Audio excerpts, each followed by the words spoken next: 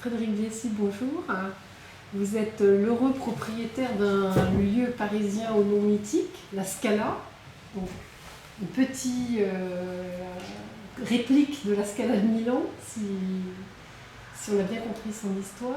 Et qu'est-ce qui vous a amené à vous lancer dans le projet de réhabilitation et de restructuration en fait, totale de cet ancien café-concert, puis cinéma des grands boulevards du nord de Paris?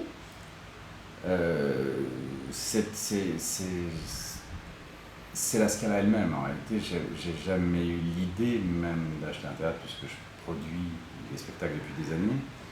Et ça ne m'a jamais gratté d'aller acheter un théâtre. Et puis la Scala s'est présentée et je suis tombé totalement amoureux d'elle. D'abord parce qu'elle est au milieu de Paris. Ensuite parce que c'est une histoire complètement invraisemblable.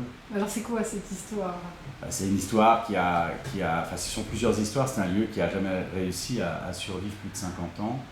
Et à chaque fois ça a été un lieu emblématique, inouï, ça a été le plus beau café-concert de Paris, ça a été le plus beau cinéma de première exclusivité de Paris, ça a été le premier multiplex porno de Paris. Et ça a failli être la première église d'une secte à Paris, mais celle-là n'a pas vu le jour. Donc on a l'impression quand même d'une lente descente aux enfers.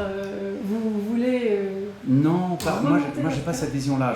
Chaque fois qu'une personne s'y est intéressée, elle était avec son univers, elle était avec ses envies, mais chaque fois ils ont fait quelque chose d'incroyable à l'endroit où ils se trouvaient. Même le porno, qui est évidemment pas très noble, mais quand ils ont construit 5 salles à l'intérieur d'une seule salle et qu'ils ont créé un multiplex sans le savoir, et que maintenant on voit qu'il n'y a pas un cinéma qui soit autre chose qu'un multiplex, c'est novateur.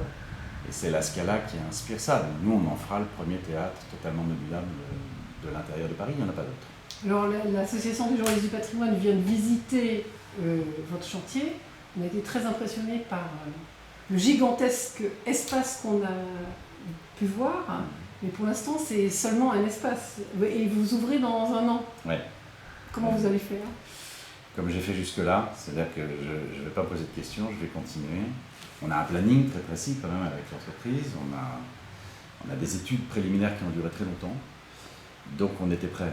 Ce qui fait qu'effectivement, vous, quand vous le voyez aujourd'hui, je pense que vous vous dites que c'est impossible. Moi, je sais que non seulement c'est possible, mais ça va se faire. Et puis que de toute façon, les premiers spectacles étant programmés, il n'est pas question qu'il y ait du retard. Alors, elle ouvre quand, la Scala? Elle ouvre le 13 juin, exactement 2018. Avec Johan Bourgeois, qui va faire une création à la Scala qui va s'appeler Scala. C'est-à-dire qu'il écrit le spectacle pour la Scala. Alors, on a rendez-vous l'année prochaine. Exactement, exactement.